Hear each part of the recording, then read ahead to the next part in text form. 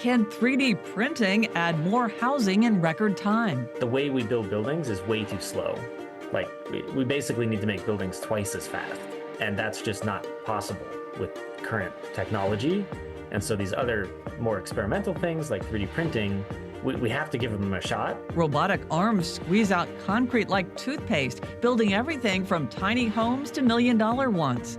A development of 100 homes in Texas is getting creative with its designs. The printer doesn't care if it's printing a straight line or a zigzag or a curve, right? Sure. So you can kind of open up your imagination and not be restricted by time or cost. A handful of states are taking the lead in this computerized construction. One Ohio developer is trying to make strides. It's really hard to think about. You can build actually cheaper, you can build it faster, and you can build a better quality product. Is it time for this automated technology on a larger scale? There is a future for 3D printing in general, but it has to find its own niche and be part of maybe the bigger fleet of robotic construction. Today on the pod, 3D printed houses, the time it takes to build one, the cost, the materials, and how well they withstand extreme weather. Let's get into it. This is Brick by Brick, solutions for a thriving community. Brick by Brick is made possible thanks to leading support from AES Ohio Foundation, Greater Cincinnati Foundation, and George and Margaret McLean Foundation, with additional support from Lori F. Johnston, Murray and Agnes Seasongood Good Government Foundation, the Robert and Adele Schiff Family Foundation, and more. Thank you. Hello and welcome to Brick by Brick, where we're highlighting solutions for a thriving community in Southwest Ohio. I'm your host, Ann Thompson. Picture this, a construction site with a foundation and one or more 40-foot robotic arms going back and forth printing the walls of a house, just like this, layer by layer. When the concrete travels through the hose, it gets to a nozzle. Nozzle has a head, just like imagine like a toothpaste tube. Dr. Ali Memari is a professor at Penn State, specializing in residential building construction. He's also the director of the Pennsylvania Housing Research Center and has studied 3D printed houses. There's no waste of concrete. Okay, you just print as you need.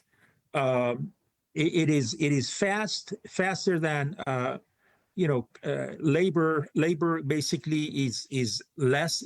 There are some other advantages, like if you wanted to build a house or a building that has curve, kind of a horizontal curve or vertical curve. Memari is excited about the technology, but as you'll hear later, the researcher sees more negatives than he does positives. Modern-day, fully permitted 3D printed houses start to emerge in 2018, but historians say the world's first 3D printed building can be traced to an Indiana inventor in 1939. William Urschel's wall building machine used an automatic ramming mechanism to compress the concrete between spinning discs. This consolidated and smoothed each layer as it came out. Today, there are only a handful of construction companies 3D printing houses. Icon in Austin, Texas is one, with 100 homes in a single development. They range in price from $450,000 to $600,000. 75% of them have been sold. This old house took a tour of Icon's House Zero, valued at nearly $1 million. In the show, the company's senior project manager, Connor Jenkins, stands in the living room looking at the concrete beading. The next option would be just to paint it, which we do on many of our projects. Another really popular option to cover the walls is plaster. And this home actually has plaster on the walls in the bathrooms. Tile is an option. Each Icon home is made from a mix of concrete powder, sand, water, and additives churned out of a 40-foot robotic printer. A single printer does the job of more than a dozen construction workers, and Icon now has 11 robots. Each one can print a core structure in about 24 hours. Hundreds more 3D printed homes are planned in Texas, and Icon is looking to outer space. It has a $57 million contract with NASA for its construction system to build 3D structures on the moon and beyond. Back down on Earth, an Ohio developer is testing interest in 3D printed homes north of Dayton, and Brick by Brick's Emiko Moore reports on what thrust him into the market. Behind me, workers are building a 3D printed home, and right now they're filling the concrete walls with spray foam to improve energy efficiency. John Smoll, owner of Open Vision Builders with over 30 years in the construction industry, wasn't sold on 3D printed homes when the concept was brought to him. But his partners in Sustainable Concrete Innovations wanted to test it out, building Ohio's first 3D printed home in Wapakoneta.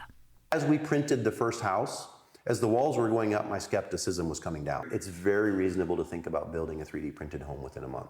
And instead of 3 to 5 years to train someone to build a conventional home, training for 3D printing a home takes just a few weeks. Many young adults are experienced with using 3D printers. They know more about it than I do when it comes to that. I understand the housing, how to build a house. They understand how to make the house. And so I said, that's a game changer, and that's really what brought me on board. I got really excited about it when I recognized that we actually now have something that can move the needle on affordable housing, and affordable for many different reasons. Smoll says he is amazed by the interest from different fields. One hire, Benjamin Howard, who now does a lot of work, came with no construction experience. I'd say it takes about 2 weeks just to get the basics down. That's just all the real basic stuff. To be competent at it, I'd say just a couple months is really all it takes. It's very simple overall. And if you have a background in like computers and stuff like that for modeling, setting up models with CAD and BIM, which is building information modeling, then yeah, you can absolutely do it very, very quickly.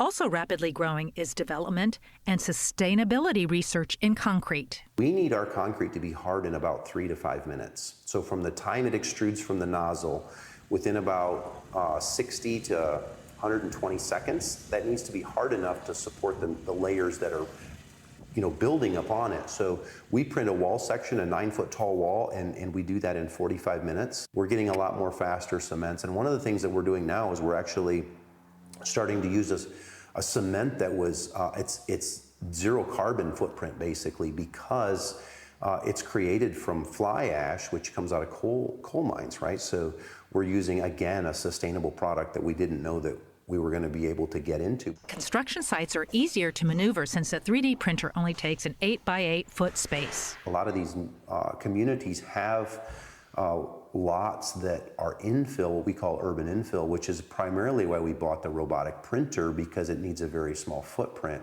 So now I can go in and print next to homes that are existing on very small lots and build small homes that are affordable. So we bring a generator on site, which another cool thing with that is we're completely off grid. So we can literally take this anywhere and build anywhere. So on a mountainside, in a third world country that has no infrastructure, we could do that all on site. Today, Smoll is currently finishing a second 3D printed home in Lima, Ohio, that he and his wife plan to live in. It's a very durable and strong structure. It also has concrete columns that come down the wall, within the wall, in the wall cavity. So wind resistance, hail resistance, debris in a tornado, in theory, much more durable. And easy to add textures to the walls. For me to print a wall that has some design to it, maybe curves or arches, very easy to do and doesn't add to the cost. So it's something that would, in conventional construction, would cost a lot more. Over time, Smoll anticipates the cost will be 15 to 20% less than conventional construction. And the key to affordability is building smaller homes that can adapt over time. Down the road, if you need a little more space, you can add a little more space without having to have that massive mortgage up front. Smoll says many cities have been receptive, including Lima. So that's where we'll actually be doing some concept homes that are in that 700 to 800 square foot range, hopefully this year. We're thrilled about that we get to use our local community as a stepping stone to hopefully make this work throughout the state. Thanks for that, Emiko. That was really interesting. I'm wondering, how do people pay for these? There's still a lot of educating that they have to do with banks and appraisers, insurance companies, and lending officers. So they were able to do that. For John Smoll, who's building his home now in Lima, he said he was able to get a construction loan for that. And then I also asked him about getting insurance for it. And he said a lot of insurance companies, they love the idea because these homes are more fireproof, they're more weather resistant, but A lot of insurance agents have gotten really hit hard with all these disasters, so they're a little more risk adverse. They're a little harder to get insurance companies. He was able to find a couple companies in Ohio that have embraced it right now, and he said the ones that have, they gave a 40% less rate, and that he had someone who did even do research, and that 3D printed homes will reduce insurance claims by up to 40% more. It's still all relatively new, but these are some good signs for potential home buyers. Lots of things to consider. Thanks for that, Amy Cole. Thank you. A year and a half ago, there was a lot of excitement surrounding a 3D printed home in Michigan built by the nonprofit Citizen Robotics. TikTok influencer Trey Little showed it off. This is the first 3D printed house in Michigan, and it's located in Detroit. It costs $224,000, which costs more than the average house in Detroit. But the goal is the more they print these, the cheaper it'll be for construction costs. Would you move in one of these? That's the question. Would you? In 2023, the Alper Real Estate Group spent over 200 hours combing through builders' web pages, videos, news articles, and more to do an industry study. It determined for 3D printed homes to take off, prices must come down, building codes must adjust, and large builders need to invest in robotic printers. It estimated by the end of that year, 3D printed homes would number in the 1,000s. States driving the technology include Texas, California, Oregon, Virginia, Florida, New York, and Arizona. The report says affordable 3D printed housing in the U.S. hasn't begun on a large scale, but research and proof of concept builds are underway. Coming up on Brick by Brick, do 3D printed buildings have to be made out of concrete, and should they? An MIT researcher says no, but remains cautious about how quickly his model can ramp up. I hesitate a little bit to suggest that this is some kind of, solution to mass housing in a rapidly developing or urbanizing city in, like Nairobi, which is growing super, super fast. That's ahead on Brick by Brick. Brick by Brick is made possible thanks to the generous support of so many, including Diane and Dave Moshe, P&G, the Camden Foundation, the Stephen H. Wilder Foundation, Rosemary and Mark Schlachter, a donation in memory of Frank and Margaret Linhart, the A.T. Folger Jr., Lowe Simpson Fund, and more. Thank you. We couldn't do this work without you. When we talk about thriving in our neighborhoods, I tend to think about sustainability because any improvements we make, we want them to endure, right? Hi, my name's Mark Lammers, and I'm the executive producer for Brick by Brick. And while our team stays focused on exploring and uncovering the next viable solution to what ails us, we're looking to you to help hold us accountable and keep this thing sustainable. And while a donation does go a long way at CET and Think TV, in this case, we're just asking for a little time and feedback. Right now, there's a big green button on our website and a link in the podcast show notes to our audience feedback form. We'd be so grateful if you shared your thoughts about the work we're doing so we can keep improving and connecting solution-minded neighbors like yourself with the social responses that will move our cities in the right direction. Your feedback also helps us seek funding to keep this effort going. We appreciate your time and can't wait to hear from someone in every neighborhood. Thank you.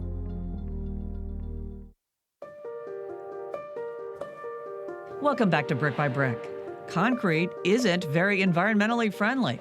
Making it releases large amounts of carbon dioxide into the atmosphere, and it absorbs and retains heat, which can lead to higher temperatures in cities. So we wondered what other materials are being considered. PhD candidate in architecture Sandy Curth develops ways to make 3D printed buildings more accessible, sustainable, and affordable, going beyond the concept of traditional 3D printed homes. Welcome to Brick by Brick. Thank you so much. Really happy to be here. We keep hearing about concrete. Is it the best material to use? I argue that it is not, primarily because concrete has a very significant climate impact, and it's often not a very healthy material to make a building out of. So if you're simply making a small single-family home, you don't really need the strength of concrete because you're not supporting a 20 or 30-story building, and it's very hard to change a concrete building once you've printed it or cast it in place.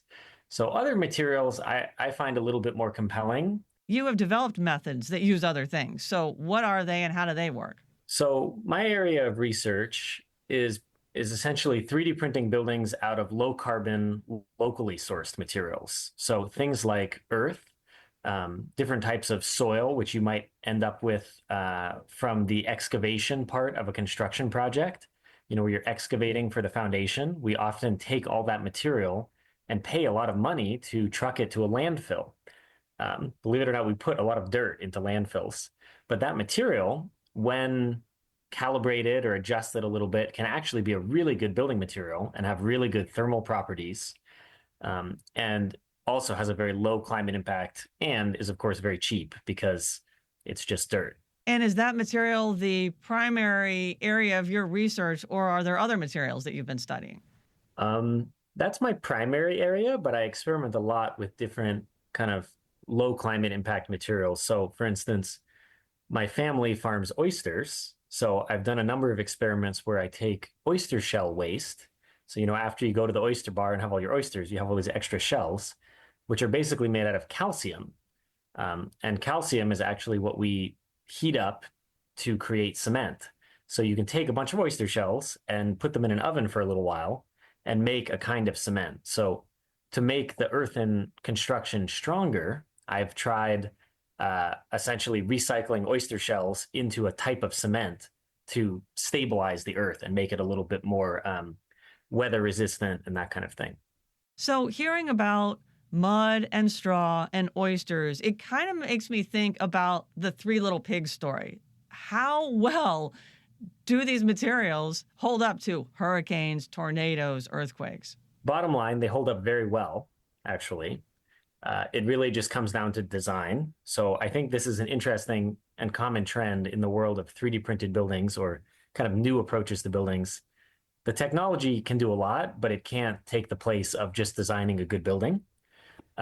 So, for instance, there are earthen buildings made of nothing but earth and a little bit of straw that are 11 stories tall that have stood in Yemen for 1,200 years.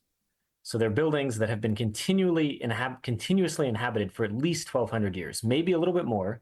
Some people think it's more like 1,500. Yeah, that's incredible. So we all kind of have a picture of the nozzle of the traditional concrete coming out and 3D printing the building. So how does the dirt and straw and shells concept work? Is it the same way? Very similar. It's actually a lot easier than 3D printing mortar, because trying to get a concrete or mortar mixture to come out of a nozzle and then instantly become hard enough to support another layer of that material is very hard, and it requires a lot of very complicated chemistry, which frankly often doesn't work in a normal construction site. So you have to wait for the perfect weather, or you have to wait,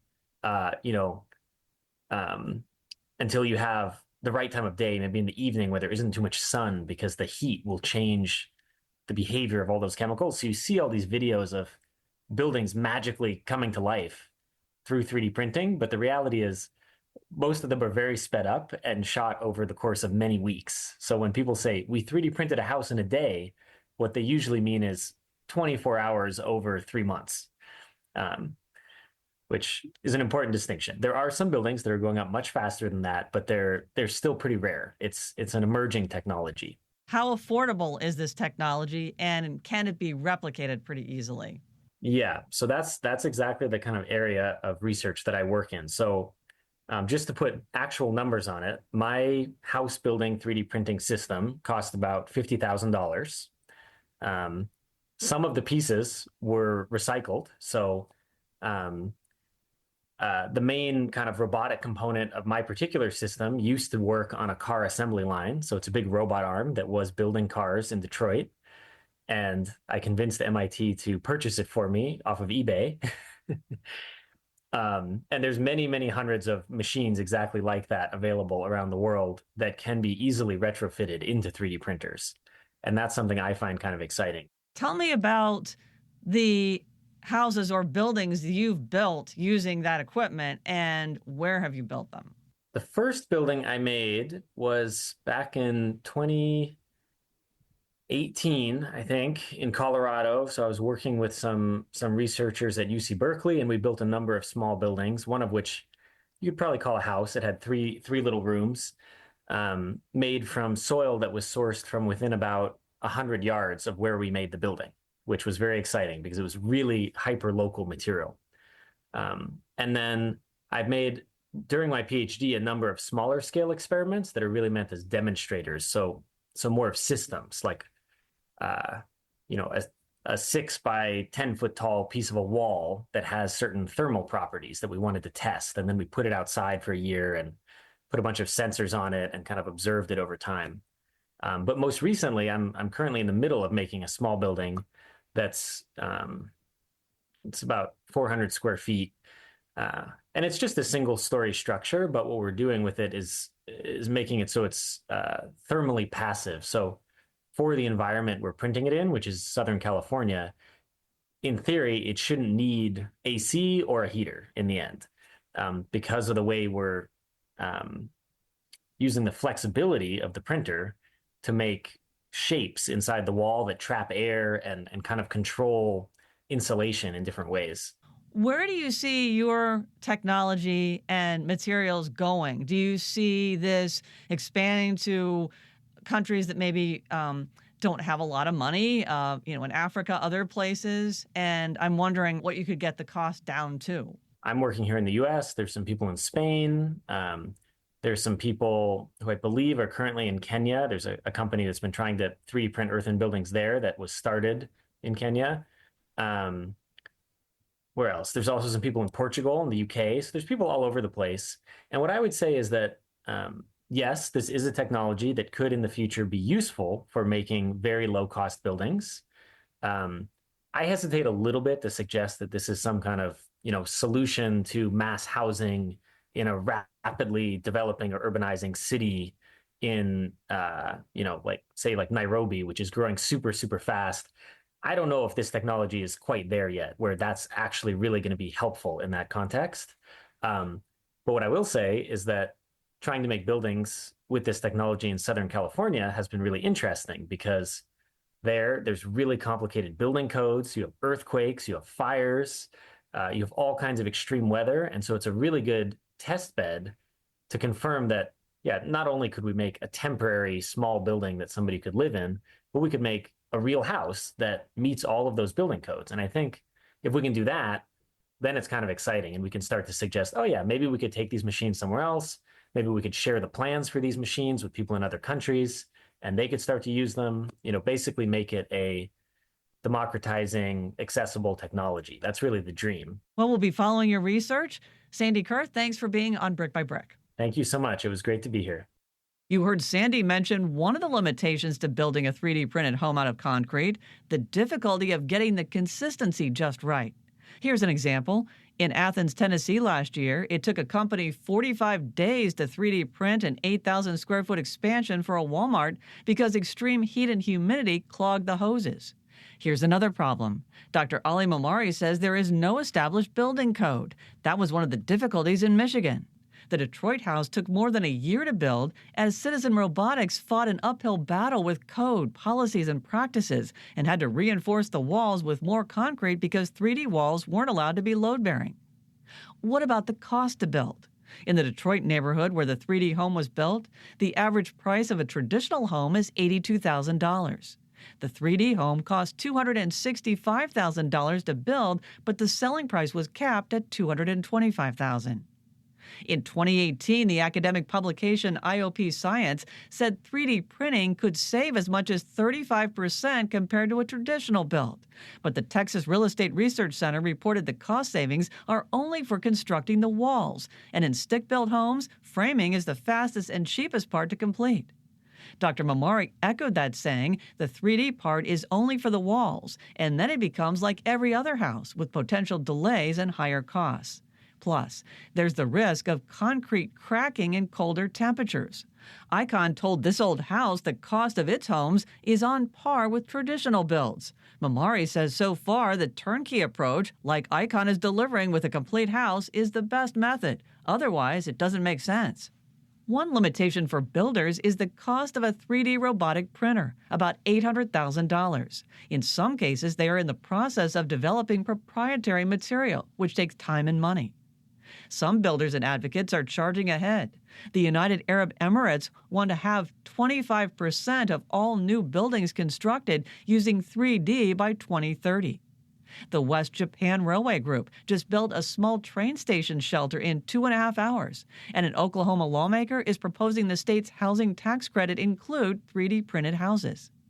3D homes require fewer construction workers, although those workers do have to be highly trained in robotics. The California company Mighty Buildings uses a stone-like material cured and printed with an ultraviolet light that is stronger and lighter than concrete, resistant to mold, water mildew, and insects, and can weather an earthquake, which is 9 on the Richter scale, and a Category 5 hurricane. Do 3D printed houses have a solid future? There is a future for 3D printing in general, but it has to find its own niche and be part of maybe the bigger fleet of robotic construction. And it's unclear when that might take off on a bigger scale. We want to hear your housing story as Brick by Brick develops more episodes. Go to our website, cetconnect.org and thinktv.org, where you'll find a big green button to give feedback. We have lots of resources for you, including related articles, a link to the podcast, our TV docuseries, as well as online extras. It's been a couple of weeks, but we finally have the team back together again for the takeaways, and I'm glad about that, with Amico and Hernsley Gare Jr. Hey, everyone. We haven't done this in a minute. It's good to see everyone. You know, as we're thinking through all the many things related to 3D printed housing, what are your thoughts, Amico? Well, it's interesting because you often think of concrete homes as possibly boxy or cold and sterile, but Hearns and I went to visit one in the first one that was built in Ohio in Wapakoneta, and the exterior is really very modern and very stylish. It was surprisingly very nice.